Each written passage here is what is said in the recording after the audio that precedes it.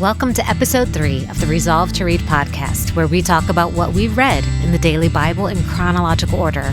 I'm Jennifer, and I'll be your host today. Who are you listening to? Close your eyes, take a chance on my voice. My word will light the way for you when it's dark and there's no sense moving. Move at the sound of my voice. Move by the light, make a choice. Listen to my voice. I got something to say. And we're here once again with my husband, Aaron, and we're going to be talking about our readings from January 15th through today, January 21st.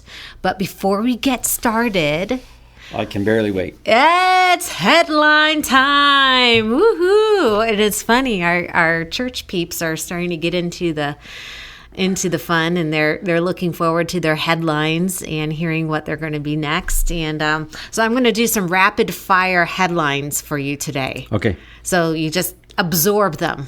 All right. All right, here we go. Here's some rapid fire headlines. Number 1, experts warn against alarming baby name trend that glamorizes violence.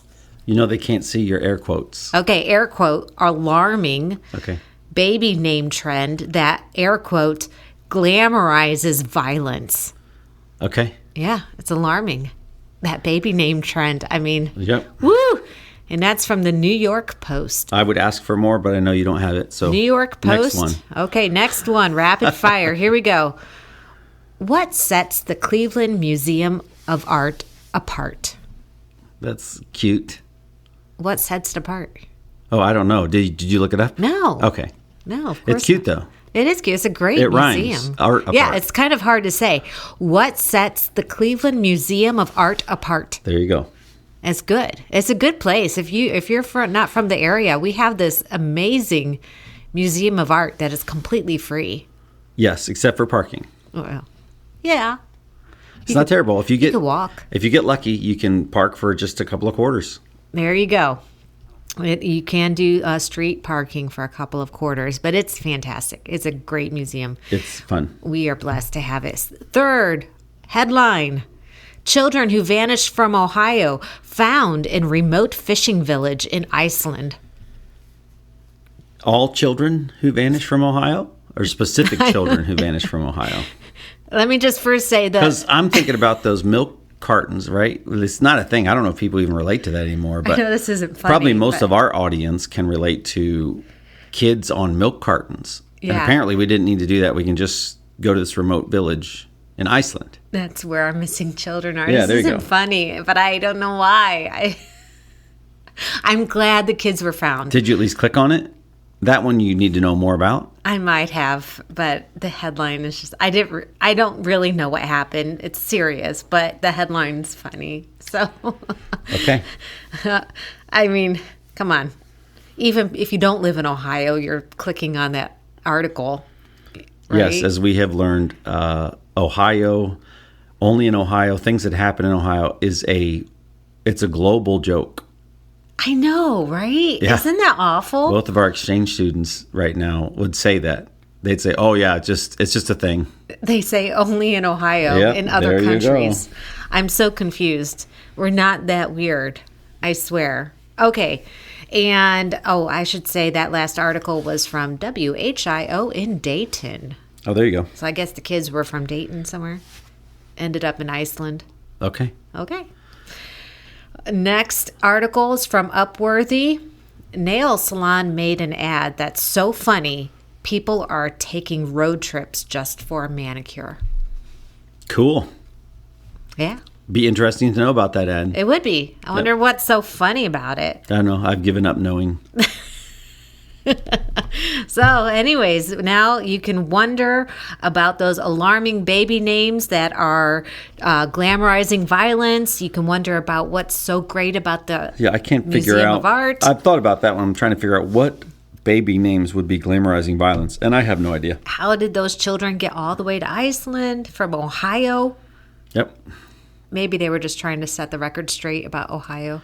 Perhaps they were doing a global tour. And then, what's so funny that you would make a road trip just for this manicure? Yeah. Yeah. Okay. So, we'll always wonder. It's fun to wonder, right? Yeah, I sure hope you're not making fun of something really serious with the children in Iceland. Yeah, I know, right? Yeah. I hope not. Okay, so I also scroll sometimes my Facebook feed.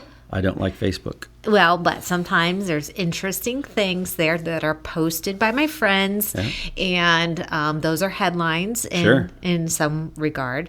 And one of the headlines was from our oldest daughter's first grade teacher. Okay. Okay, I don't know if you remember her. I kind of remember. All right. Well, not first grade teacher. I remember a special. They had like a special program. What was it called? It was like a gifted program. Yeah, I remember that smart, teacher. I remember that smarty teacher. pants. But this is her first grade teacher. Okay. I think Miss Young. Okay. Okay. That sounds right. So this is definitely something that concerns her because she's a teacher, and she Googled, will water freeze at 27 degrees? What's the answer? Will water freeze at 27 degrees? No. No? No. It will not freeze at 27 degrees because it will already be frozen. It will already be frozen? Yeah.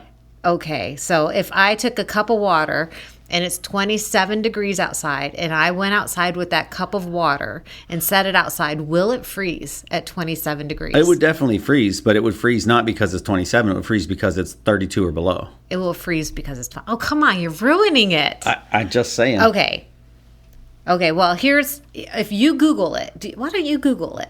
I don't your have phone. No, I'm not going to Okay, Google here. it. I Googled it for you. Okay, this is right now. I have just Googled, will water freeze at 27 degrees? Just read the whole thing. No, water. This is AI overview under Google. No, water will not freeze at 27 degrees. Water freezes at 32 degrees Fahrenheit, 0 degrees Celsius. So if the temperature is at 27 degrees, the water will still be liquid. The temperature at which water turns to ice is considered its freezing point, which is 32 degrees Fahrenheit. For water to freeze, the temperature must drop below 32 degrees Fahrenheit. So it has all of this information on the same page, but it starts with, no, it won't freeze at 27 because it's not 32. So if it's 27, it will be a... So AI is knocking it out of the park. It will be a liquid. That's what it thinks, yeah. Yeah. It's wrong. And so I've been Googling this for a week now, and I'm like, surely somebody's going to fix this, right? Yeah. So this teacher is quite alarmed. Well, I wonder, you're Googling it, so I wonder if it's just feeding you the stuff the pages you've already loaded. Maybe it has been updated, but you're just getting old data. I asked my other daughter. I don't understand how all of that works. My other daughter trains AI. Yeah. Did you know you could get a job training AI? I can't. No, they didn't take They you, didn't but hire me. they did take my daughter, and she does on her own time. She will train AI, and I did send this to her, and I said, "Can you work on this?" Yeah, I'm sure. This isn't correct. I'm sure she's probably not doing as much of that these days with the new baby. No, but yeah. So, according to AI, if the temperature is at 27 degrees, the water will still be liquid. Yeah. There you go. All the teachers are dying. We got some room. We got some room to move there yet. Learning to do yet on AI, I think. All right. So, let's jump into it. We have been still in the book of Genesis, and it is a narrative. So we have There's a cat out there. There is a cat. Yeah, you can't see this, but there's a black and white cat that is strolling across our parking lot in really 4-degree temperature. It is 4 degrees. Yep. You know, that reminds me of something before we move on. And I feel really bad. I don't know. I saw in the news that the pets are supposed to be indoors today because it's very cold. Yes. So that poor kitty is not indoors. And I don't think... Looks like it's got a pretty good coat on it. The cat could be a church cat. We could bring the cat in here. No, thank you. We've done that before. No, we have not. Well, I heard about it. It has happened, but not Well, us. someday we'll tell you this story. It's happened of the because church of all cat. the mice. Hey, let's not tell people about We that. catch They mice will all come the to time. our church. We catch mice all the time. We do. Okay, so here in Cleveland, as in most of the country right now, we are in an Arctic freeze. They call it, what is it, a polar vortex? Polar vortex, I think. I think, all these new terms, they're just trying to, the Weather Channel's just trying to get clicks. Sensationalize it. Yeah, sensation. Polar vortex. It's cold. Oh my goodness. It may in fact have to do with wind coming from the poles that's very cold. It reminds and everybody being of blown. that movie. What was that movie? It Where clearly doesn't remind you. The Day After Tomorrow or something. Okay. Yeah, it is Sure. a polar vortex, and the cold air comes down and it super freezes everything, and so Yeah. everybody's getting super frozen. And I'm like, what? Because I have different memories. I am older. I'm not super young. I'm older than you. Okay, we're older. Okay. So we have memories from like the 90s and the 80s, and we remember the weather. I think my earliest memory is actually from the 70s. Okay, 70s. But nonetheless. We're old. And I remember that we used to get snow days, right? Oh yeah. Oh yeah, snow days. That was exciting. Woo! Get the day off. Only once do I ever remember getting a cold day. It's a snow day, but it's not because it's snow. I don't have a distinct memory of getting a cold day versus a snow day. It's too cold to go outside. I know it's a thing, but I don't remember when we can't were go to kids school. going to school. I don't remember that. But our kids growing up, every year there was a cold day. It's too cold to go to school. I don't remember that very well either, but yeah, This sure. is like a southern Dayton. Okay.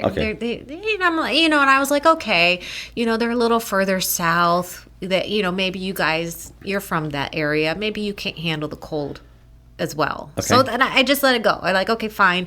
We're having these days off because it's too cold, right? It's like 10 degrees or something. It's too cold to go to school. You're talking to a guy who used to ride his motorcycle to work in snow. Okay. So you just said I don't have a you. good tolerance for cold. Not you. Okay, it's all about how you dress. It's just that it's maybe a little warmer in southern Ohio. Sure, Okay. probably. So one time I recall not having school because it was too cold.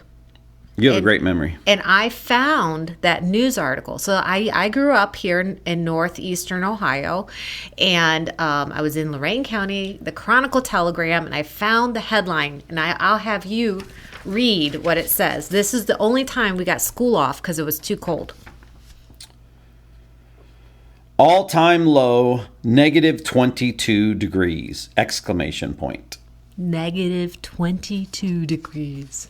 Yeah, that's probably, you can't read it. It's so small. That's probably wind chill. No, that is the actual temperature. How do you know? You can't read that. It's Okay. too small. It wouldn't be an all-time low. It would say all-time low wind chill factor or whatever. Maybe. No, this is an actual, Okay. This is from June, it's hard, 19th, 1994. Don't make fun of my eyesight. June 19th, 1994, all-time low, negative 22 degrees. And they were like, maybe the kids shouldn't go to school today. And I thought it was hilarious that we didn't have school because it was too cold. And now the kids, they got today off school. They got tomorrow off school because it's too cold. Well, if you're outside, it is too cold. It's too cold to be outside for any period of time, especially the way kids dress. I'm pretty sure school is indoors. I know, especially the way, but you got to get from a place to place, and especially the way kids dress, because, they don't wear gloves and hats and coats. Hardly ever, it seems like. So, yeah. That's so true. Yeah. I was picking up the girls yesterday. Neither one of them had a coat But on. It's like 5 degrees. But we haven't had a snow day yet this year. And we're clear to the end of January, almost. We're halfway through January. And we've had snow, but we haven't had a snow day. Because it was on Christmas break. So they're planning. So they've got, I think the educational system has days planned that we might have a snow day, a couple of snow days. They probably plan some in. So when it gets cold out, that's a good enough excuse. It's not that cold. It's fine. I think it's you're just jealous because you don't get snow days. Well, it's only a kid thing. You know what? The word would be envious. Okay. Did you know there's a difference between jealousy and envy? Sure, yeah. Tell us. Well, I Googled it earlier. Hold on. Okay. I Googled it. That's strange. Here it is. I Googled it. An AI gave me the definition between jealousy. Haven't we already learned that AI is not the way to go for information? At least not yet at this point. There's nothing you can do. From now on, if you Google something, the first thing you see Yes, there is something you do. You just scroll down to a human-written article or human-written... Well, anyways, I do think this is correct because this is what I thought it was before I Googled it, but I wanted to be sure because I'm glad you brought up jealousy. Thank you.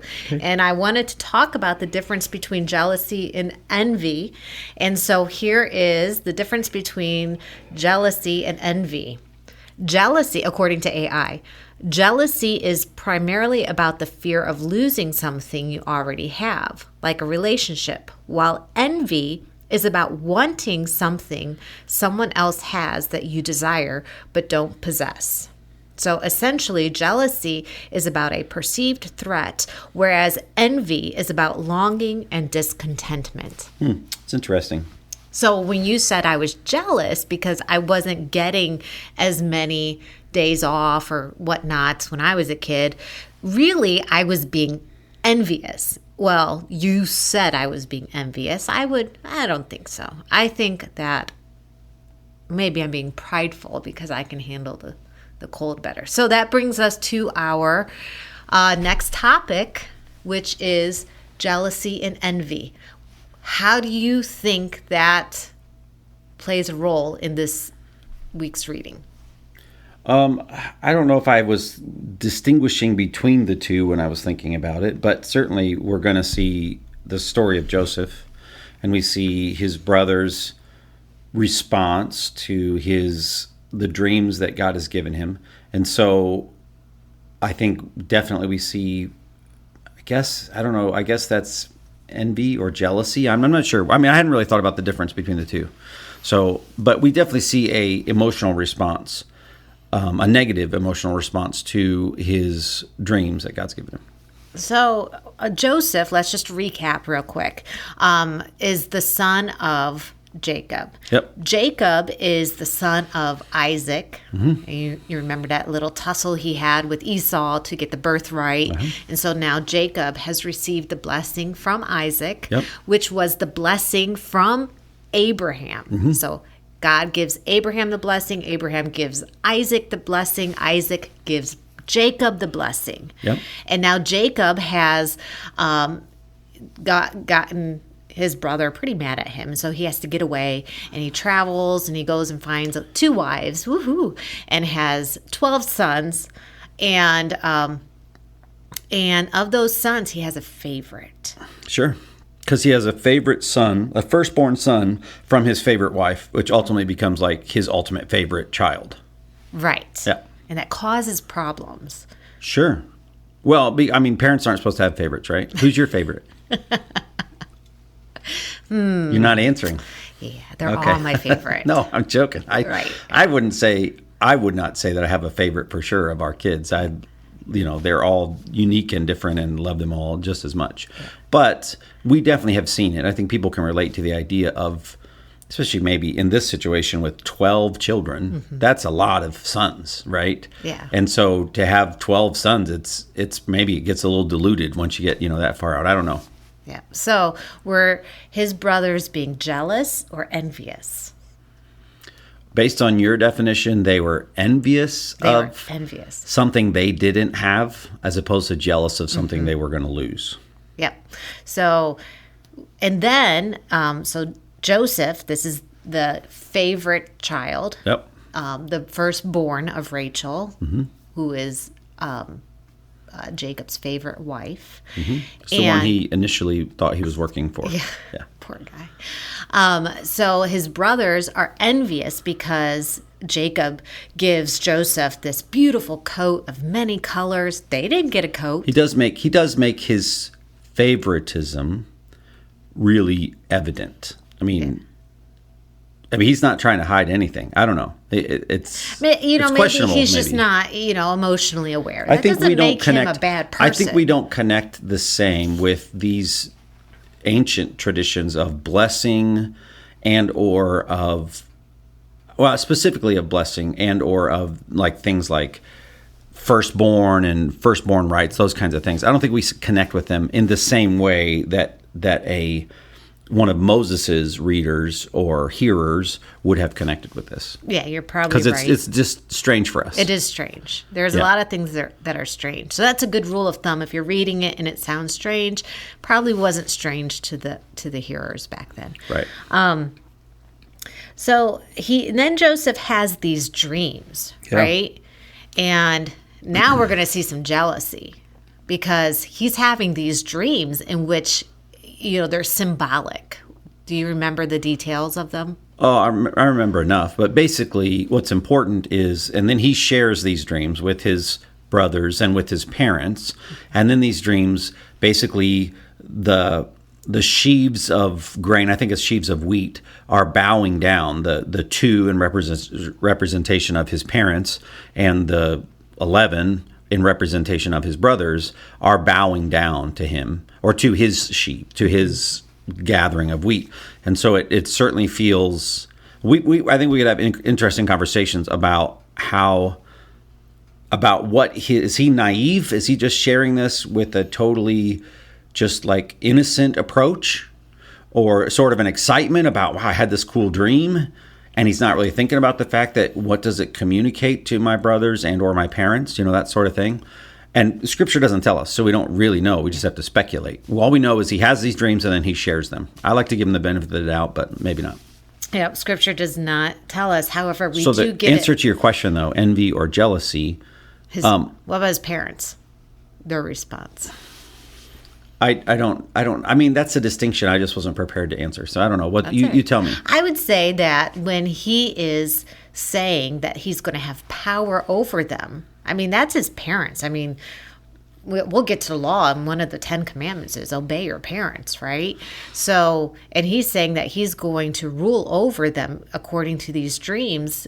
His parents are a little jealous for their authority in his life, right? Okay. His older brothers, they feel like they have a right to rule over him because they're the older brothers. So it's this jealousy to maintain their authority over Joseph. So that would be the distinction. We see that like a lot in people that have a position and they get threatened, and somebody's going to take their because maybe somebody that's under them is doing a really good job. It might make them look bad, and so they're threatened by that person taking their position of authority. So that would be jealousy. Jealousy can be good, right? Well, that's a loaded trick question, I think. I mean, God is jealous for his glory, and he should be, and he's rightfully so. So, yeah, I guess in that sense, if you can be the creator of all things and perfectly holy and righteous, then absolutely jealousy is totally appropriate. Yeah, everything belongs to him. So the idea that anything could be taken from him, right? He has the right to be jealous for it. So jealousy and envy, we see these things playing out. Envy is very destructive, though. Jealousy can be. Envy, especially when we are just dissatisfied and we see something that somebody else has and we're willing to destroy that person to make ourselves feel better. Envy gets at more of a, I don't know if I want to set this distinction, but maybe it drives a little bit more at a discontentment, and ultimately that, if we're discontent with our lives or a situation that we're in, that has more to do with God than it necessarily has to do with individual people. I've been envious before. Okay. Yeah. I'm sure I have as well. I'm sure I have. I haven't really thought about it, but absolutely, I'm sure I have. I would say definitely more my struggle in life has been envy rather than jealousy, because jealousy, you have to have something. And so growing up pretty poor, I didn't have a lot. So, yeah, I mean, there were many times I was envious to have what somebody else has. And that another word for that would be to covet, right? Yeah. So his brothers are coveting something that Joseph has. Maybe we could even justify some of how his brothers are feeling. I mean, if I was in the same situation, I'd probably feel pretty hurt too. Yeah, again, I can't connect exactly with a lot of things from the story in the sense of the blessing and the birthright and the fancy robe, which seems like it's just such a no-no. Like in modern day culture, parenting, like you would never imagine to highlight one child over another in that way. So I can't really connect with those things from like a personal interaction, but it does seem like inflammatory. It seems almost intentionally so. Like, I don't know. It's confusing. Well, yeah, and I think it was confusing for the brothers too, who want the love of their father, and they get to a point where they, instead of addressing it with their father, they attack the object of their envy. Sure. And I think we see that happen in life a lot of times. Instead of addressing the actual problem, or to even talk to our father and say, God, I really want that. You know, that's something I feel like I need. God, can you provide that for me, please? But instead, you know, our carnal, our sinful nature is to go after the object of our envy, because we think that somehow we're going to heal those wounds that we have by, you know, attacking whatever it is that makes us feel that gap in our life. So instead of, you know, the brothers addressing this with their father, they take matters in their own hand, and you can even see they think they can solve their hurt that they're feeling by doing something really horrible to their brother. Yeah. And his brother didn't do anything to them. Well, certainly not that's recorded in Scripture. I mean, I kind of assume that it's kind of the sort of sibling rivalries. I assume that those things happen because that's the only context I know for having siblings, right? So there's probably like little, you know, I'm not touching you kind of things. But with Scripture doesn't outline any of that stuff. Scripture paints Joseph as really kind of an innocent person. Now, we know he's flawed because all people are. But the picture we get of Joseph is much more of a willing to be God's servant and innocent and a righteous perspective on things, even when things aren't going well. Yeah. I agree with that assessment. So his brothers do a hideous thing, and they throw him into a pit. They see him coming. They're ganging. I mean, they're ganging up on him. When you really think about what's happening, it's just terrible.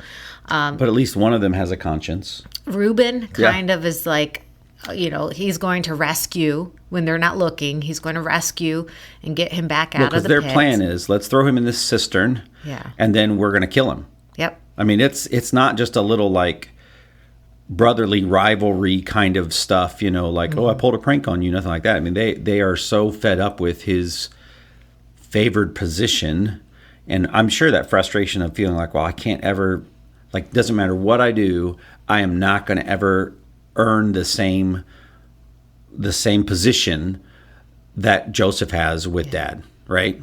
So whatever. So their plan is it's not a minor thing. They're like, let's throw him in the cistern, and I guess we're going to get up our courage, or we're going to have a better timing, we'll come back, and then we're going to kill him. Yep.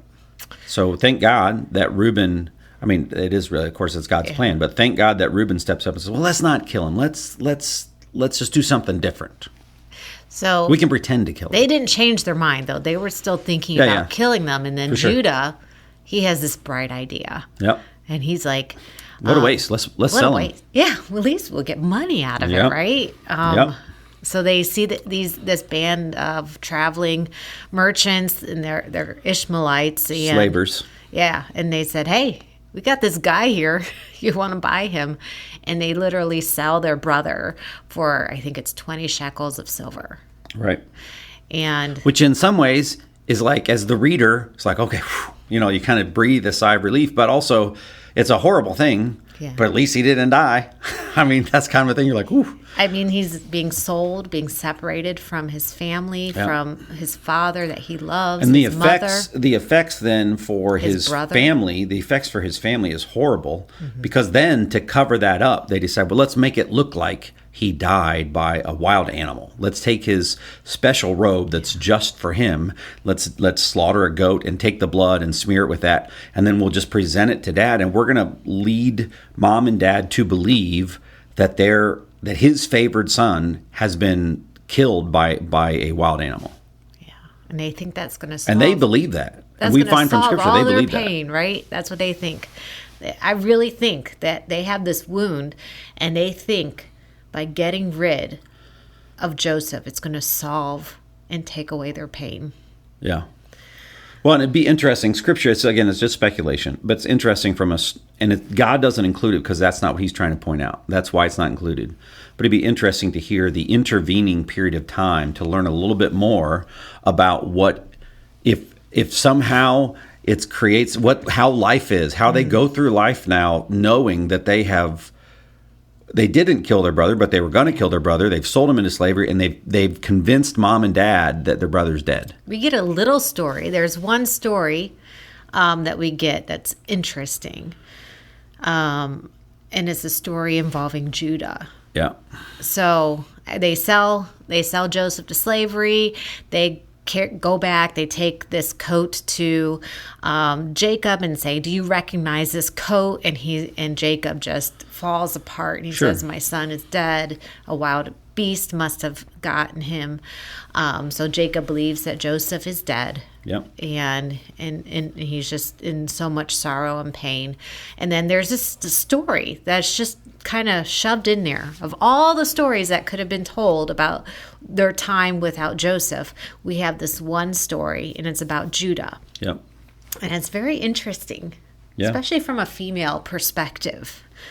Well, I think part of it is the culture is different. I mean, we have to accept that culturally it's kind of a different, traditionally, if your brother dies and he doesn't have children with his wife, there's this sense of property and belongings and this lineage kind of thing. And so because your brother has died and has not been able to have any male sons or any children, then there's nobody to hand the lineage off to. Mm-hmm. And so it becomes then your responsibility to take your husband's wife, your widowed sister-in-law, into your family and to make her your wife, and then to give her children so that your brother's lineage can be carried on. Yeah. And this is so like from a modern female mind, like, you can't force me to marry my dead husband's brother.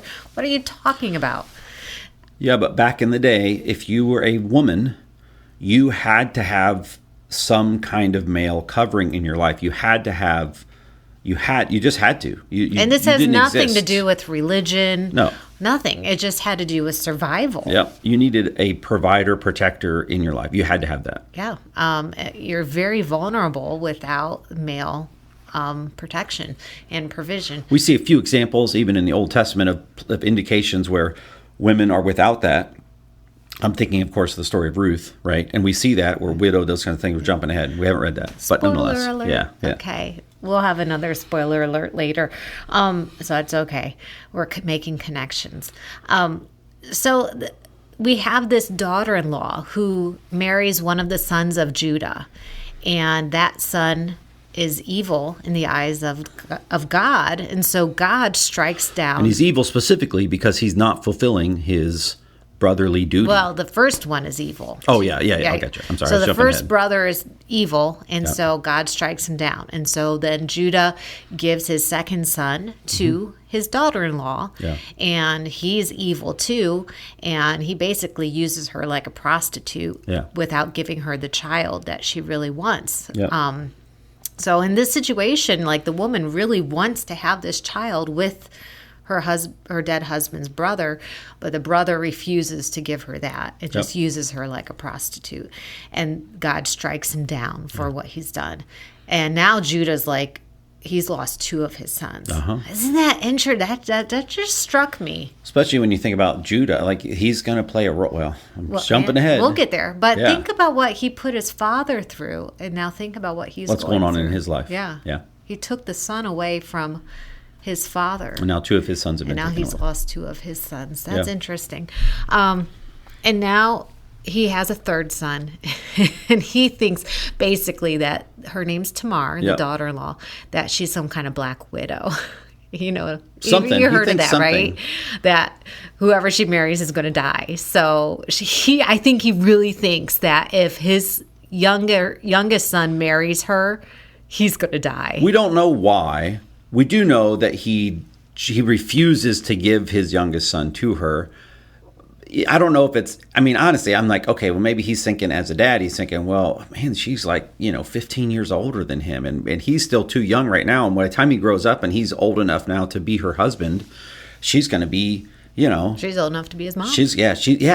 And she's going to be old, and I don't want him to have his first wife be this, older woman, that's part of his family, that kind of stuff. I don't know what he's thinking, because Scripture doesn't say exactly. He what makes we do a know. promise, but he does doesn't promise, intend yes. to keep the promise. He makes a promise to Tamar. We don't know if he doesn't intend to keep it. We know he doesn't keep it. Right. So that's what's important. Yeah. And so Tamar sees that. I can just picture that he makes the promise, because of course he makes the promise, and then he's like, year after year after, he's seen his son grow up, and he's like, oh man, I really want the best for him, because my other sons have died, right? So I really want this for my son. I want him to have the best kind of life and marry a wife that he enjoys and all these kinds of things. And then he's like, oh, but I made that promise. And he's getting to the point.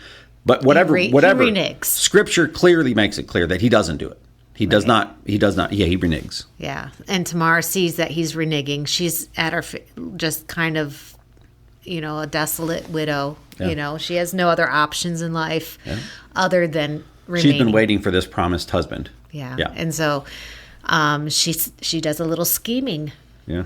It's very interesting. She times everything so that she puts on a veil, hides her identity. She knows when Judah is going to be coming to a certain place, and this is a little risque for our G-rated podcast, but she pretends to be a prostitute, and actually a shrine prostitute, no less.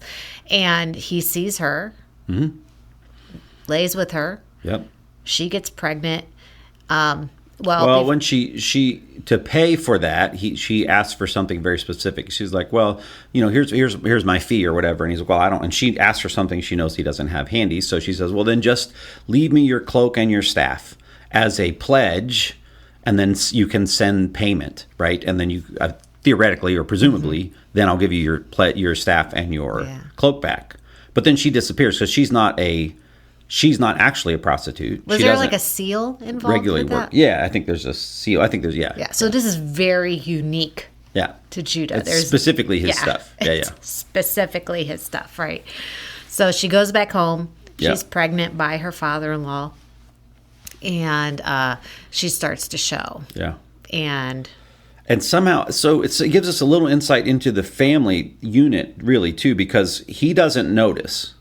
If someone comes and tells him that well, she's not pregnant. living with him. She's living with her family. But somebody comes and says, "Hey, she's been a prostitute. She's pregnant now because she has to be because she doesn't have a husband."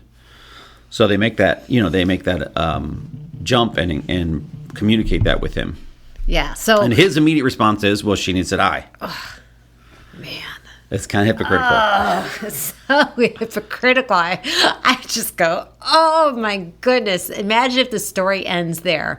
Imagine if he succeeds and she dies. If he gets his way, then she dies for the exact thing that he has done, that he's accusing her of doing. And he has done it. The super cool part is, and we are jumping ahead, but the super cool part is that it's through this lineage ultimately that then the Messiah comes. It's so that's way really jump ahead. That's super jump ahead. And Moses doesn't know any of this. Right. He's writing this, providing this narration for the people of Israel, and he puts in this random story of Judah, right? Yeah. And of Tamar, and she has a child, and she's about to die, and she says, "Here, whose staff and seal is this?" Yeah. Right? And Judah, I think something just... Oh, he knows it. He knows it. Immediately, he's like, oh, junk. It's like, I feel like the mirror. he's finally looking in the mirror, and he's finally seeing his hypocrisy. He's finally seeing his sin and his selfishness and his self-righteousness. Yeah, and perhaps that even pushes back into, makes him think even of, what they had, what he and his brothers had done, even in the situation with Joseph. There's it's like a domino effect. This interaction, it really changes his life, and it's. And so, anyways, he. But we better get to the important part of the reading. Okay, so that takes up most of the reading, actually. So, there's a famine. Yeah. And Joseph has been interpreting dreams, and while he's in jail, lots of things have happened. Miserable. He's been taken to Egypt. He's been put in charge of the household of a household, and kind of doing a lot, actually. And I think it said the Lord Yahuwah was with him. Yeah. And everything he did, he prospered. Yeah. Because Yahuwah's with him. But he was still under attack. I mean, he was still in danger and under attack. Potiphar's wife wanted to sleep with him, basically, but whatever. And so he won't, because he's respectful of the authority structure in life and those kinds of things, and he wants to honor God. So she falsely accuses him, and he does get thrown in jail. Mm-hmm. I thought was interesting about him being thrown in jail. I've always thought of him as being like in some kind of prison or jail, and I'm sure he was. I've seen it. I think I've seen it illustrated, or actually seen it acted out before, that made me picture him. And it does one time refer to him being in a dungeon. But I wonder if being put in jail if he's being sent to the captain of the guard's house to serve there, because the cupbearer and the baker both seem to be in that service as well. So it's kind of like, I don't know. It does say dungeon later, so it's hard to say. But it seems like he's being taken from this elite service position to being put in this this subservient service position. Okay, well then you can do this for my captain of the guard. We don't actually know, but I just read it and it stood out to me, so I thought of it. And so he's with, like you said, the cupbearer and the baker. Yep. And he interprets their dreams. Well, no, he doesn't interpret their dreams. They say, hey, we had these dreams. Can you tell us? And he says, well, I can't. Oh. But God can. And I think he says that later. Yeah. But you're right. For them, it's true. He's not the one interpreting the dreams. Yeah. But you're right. He does say then later, when Pharaoh comes to him and says, hey, I heard you can interpret dreams. Yeah. I got a dream for you. And he's like, well, hold on. I need to correct this real quick. It's not coming from me. Yeah. And there's this faith that Joseph has. This is why I do believe that he was a decent kid, even when he was telling the dreams to his family. I don't think he had any ill intentions of any kind when he was saying that. I think he was just excited because it says from the moment that he's in Egypt, the Lord, and it's Lord capitalized, so it's Yahuwah, specifically Yahuwah God was with him. Yeah. And there's a reason. Well, and blessing everything that he's everything he's responsible for seems to be being blessed, which is why he's put in charge of more things and put in charge of more things. And then maybe that's why his brothers were envious of him. And so he interprets this dream for Pharaoh. Yep. What happens? Pharaoh recognizes this wisdom, this godly wisdom that Joseph has, and he says, well, I tell you, other than the throne, you'll stand in my stead in all of Egypt. So he says, you'll be my right-hand guy, second only to the fact that I'm the one sitting on the throne. Yeah, so this is really interesting. So he puts him in charge. I hope y'all are reading this, because we can't go over every detail, but read this. It's amazing, the storyline. He's in charge now when the famine hits, and so his family, just the providence of what happened. His family is suffering from the famine, and his brothers come to Egypt to get food. He sees them. He recognizes them. They don't recognize him because he's all like Egyptian looking, probably. Well, and it's been years.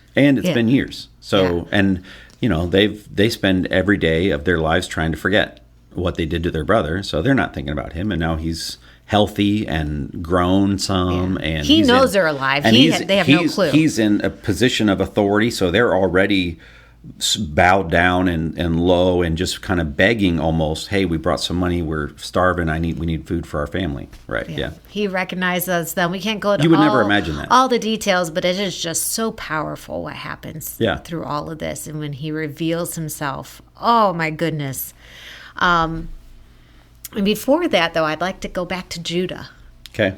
So this is where I see something really cool. And this is what God does when he gets in our lives, when he starts to change us from the inside out. I see this in Judah. So basically, Benjamin now is in trouble. They've brought Benjamin back. He wanted proof that Benjamin... Well, Benjamin is the youngest. Yeah. He's the baby now. Yes, it's Joseph's baby brother that Yeah, he's been he's the separated baby. from Yep. for so long. So he is kind of the prized. He has now taken a position. I mean, it doesn't say it exactly, but kind of.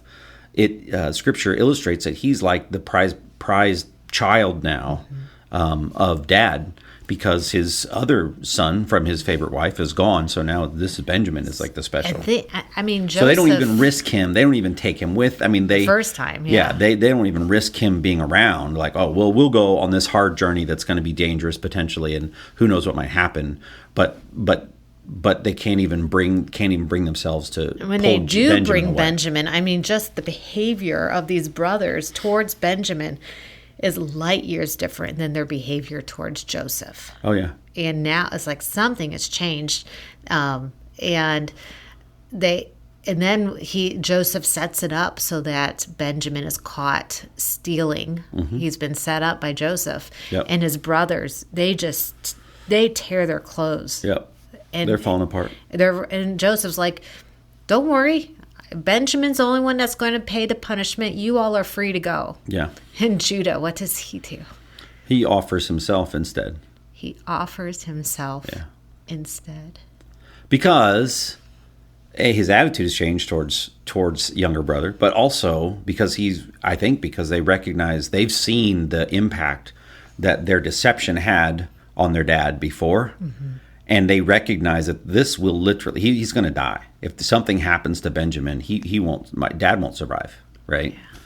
And so Judah's perspective has changed. So they've spent all these, I don't know how long it's been, decades? I don't know. It's been a long time. I don't know if Scripture, I haven't really done the math to figure out if we get some good sense of timeline there, but I would say it's been at least a decade, maybe longer. Well, we know it's been,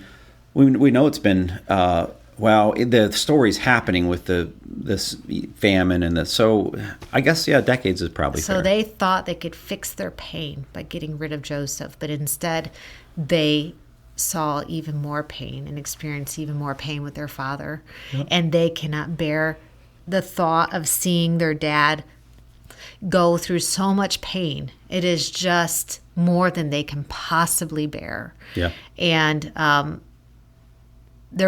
Judah, the one who just wanted some money from his brother Joseph, didn't care what happened to him, steps up to do the most ultimate thing you can do for love, which is to sacrifice oneself. Yeah. And that is just, it blows my mind away, just thinking the transformation that happened. And so I just wanted to touch on, the readers are reading, so they know what's going on. So at the very end of our readings this week, we have these blessings that Jacob gives to each of the brothers. Yeah. And remember, we talked about poetry, right? Mm-hmm. All of them are in poetic form. And when we see these poetic themes, they make sure that you take note of them when you see them. So each blessing is a poem. So it is future oriented. Yeah. And what stood out to you with those? I think it's interesting. I think just the concept of blessings it's just different. It's clearly important in the narrative, in the Old Testament narrative, but it's just foreign to me, right? Like we don't do blessings. We don't bless our children. Well, maybe I'm not speaking for everybody. Maybe some folks do, but it seems to have like authority and power in the Old Testament. And so absolutely, it's highly, not coveted, that's probably not the word, but it's highly desired. You want the blessing, right? You want the best blessing. You want a blessing for sure. So he starts with the oldest. Yep. He starts with Reuben. Not a very good blessing. Right. Because Reuben, actually earlier, there's a short story of where he went and had an affair with one of his father's concubines. So that's not good. Yeah. So he gets a bad blessing. And then we get to Simeon and they just kind of work down the line. Well, and then the next two, they lose their blessing because they... with Dinah, the sister who was raped, and they went and killed a whole bunch of people in a village. They lost their blessing. So next in line is who? Do you know? Nope. Nope. I'll give you a hint. We've been talking a lot about this, son. Not Joseph, but Judah. Next in line is Judah. Let's go ahead and read the blessing to Judah. I think that's going to be on either the 20th or 21st. You'll see it. When you turn through your pages, you're going to see something stand out. It's going to be a bunch of poetry. So keep going. We keep turning through, and we start seeing poetry. And here we have on January 21st, we have to Reuben, then we have to Simeon, and to Levi. And now we have Judah. To Judah. Can you go ahead and read that for us? Judah, your brothers will praise you. Your hand will be on the neck of your enemies. Your father's sons will bow down to you. You are a lion's club, O Judah. You return from the prey, my son. Like a lion he crouches and lies down, like a lioness who dares to rouse him. The scepter will not depart from Judah, nor the ruler's staff from between his feet, until he comes to whom it belongs. And the obedience of the nations is his. He will tether his donkey to a vine, his colt to the choicest branch. He will wash his garments in wine, his robes in the blood of grapes. His eyes will be darker than wine, his teeth will be whiter than milk. Wow. Let's just take note of that. Everybody reading, just take note to this amazing blessing given to Judah. Think about the stories, what God has brought Judah through. And just think about this. The scepter will not depart from Judah until it comes to who? To whom it belongs to, right? So there's somebody coming from Judah. The scepter, the ruling scepter, is going to come to him. And we're going to talk about this lion of the tribe of Judah. Ooh, yeah. I'm so excited. Are you excited? No, I'm looking forward to it. I mean, it's hard not to jump ahead. It's really hard to read this without knowing what I kind of already know, and I'm trying not to jump. So I want it to build out. Okay. I'm not going to jump ahead on that, but I am going to jump ahead on one thing, because you and I talked about Jacob's faith. Yeah. And I like Jacob. And the more I read every year, I see this man who just wants to be in the presence of God, who just wants to know God is real. He says the first time he encounters God, if you bless me on this trip, Yahuwah will be my God. Sure. And then the second time he sees a vision of God, it's a man wrestling with him, right? And then God changes his name. Yeah. Next time he hears from God, God tells him to go to Bethel. Yeah. The fourth time that he has a vision from God is from Padan Aram, and he gets the blessing of Abraham passed down to him directly from the angel of God. So 4 times. And I want to talk about that time where he has the vision of the ladder. Okay. Do you remember that vision? He lays down in this place. He lays his head on a rock. And he sees the stairway to heaven. And up and down this angels ladder. Are ascending and descending. And then at the very top, who's up there? God, the Lord, Yahuwah is at the very top. And where is he? He's at the bottom. He's at the bottom. And in between, there's this connection between him and God. And he says, this is the place of God, right? Yeah, this he is where, builds an altar there. Yeah. He's on top of that rock that he laid his head on. And he's just overwhelmed. And this is all before Joseph is born. And I think he tells his son about this interaction with God. And I just want to read one more passage from the Gospel of John. So we're going way far ahead into history. Chapter 1, verse 51. Could you read that for me? Yeah, so Jesus is speaking to Nathanael, and it says, and he said to him, truly, truly, I say to you, you will see heaven opened and the angels of God ascending and descending on the Son of Man. So the last couple of times I've read through Genesis and I've read through John in one of my classes, we had to read John over and over again. And I got to that verse and I'm like, that sounds really familiar to me. And I realized it's because Jesus is referring back to this vision that Jacob had. And in this vision, Jacob sees the Lord up in heaven. Sure. He sees a ladder coming down To earth. earth, and on this ladder the angels It's a stairway, are ascending and descending, and you know, it's like a communication between God and earth. Right. It's like connecting Jacob with God. Especially when you know that the word angel means messenger. It's like these messengers are going back and forth. Yeah. Yeah. And then Jesus, though, he's kind of referring back to this dream, but it's a little different. How is it different? Well, he says the angels of God will be ascending and descending. That's all the same. But this time it's not on the stairway exactly. He doesn't mention the stairway. He says on the Son of Man. On the Son of Man. So what does a stairway do, or a ladder? It just connects things. It just connects things. An upper floor to a lower floor. Yeah. Right. So something down low connects to something up high. Yeah. And it dawned on me. Yeah.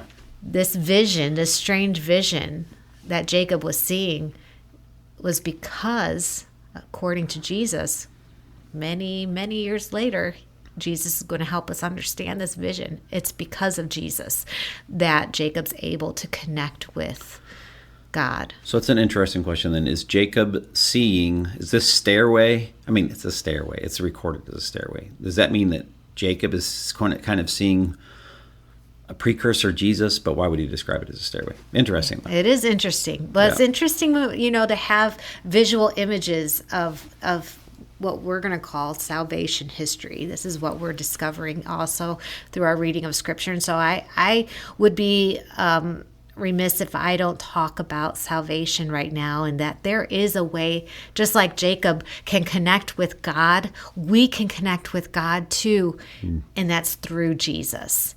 And I know we're not there in the story yet. However, we do see this picture of what Jesus can do.